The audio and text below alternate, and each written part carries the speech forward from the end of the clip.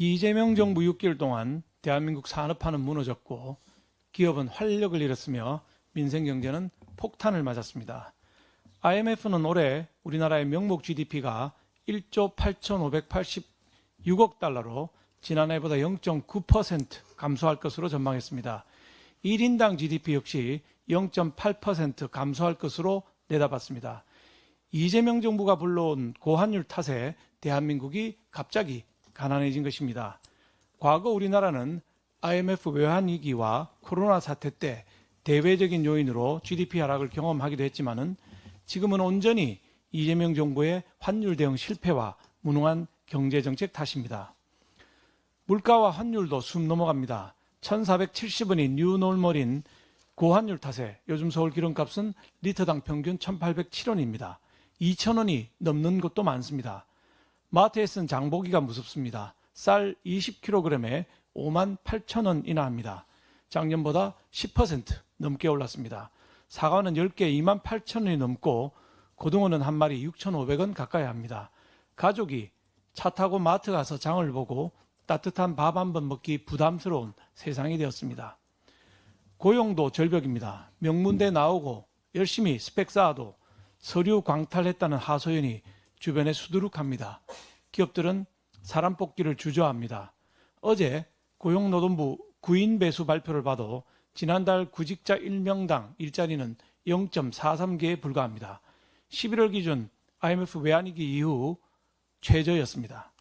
올해 누적 구직급여도 11조 5천억 원에 넘어서 역대 최고치를 넘어설 전망입니다.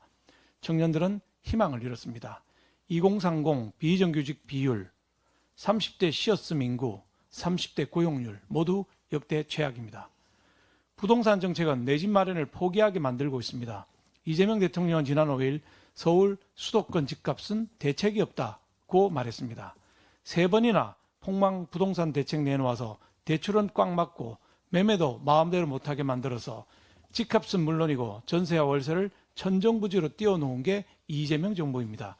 그런데 대책이 없다니 대책이 아니라 염치가 없는 것 아닙니까? 기업과 소상공인도 너무 힘듭니다.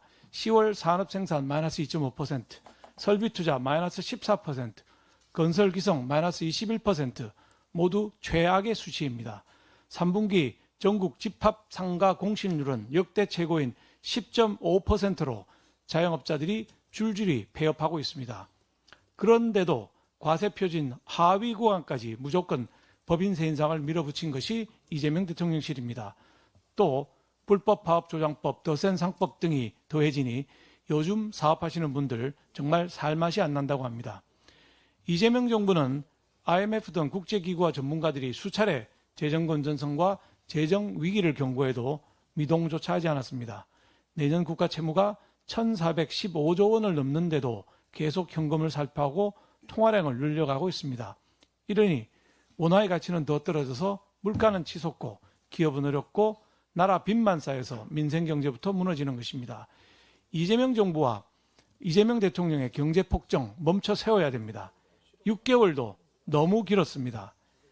우리 국민의힘이 앞장서서 공산 독재식 경제정책을 막아내겠습니다.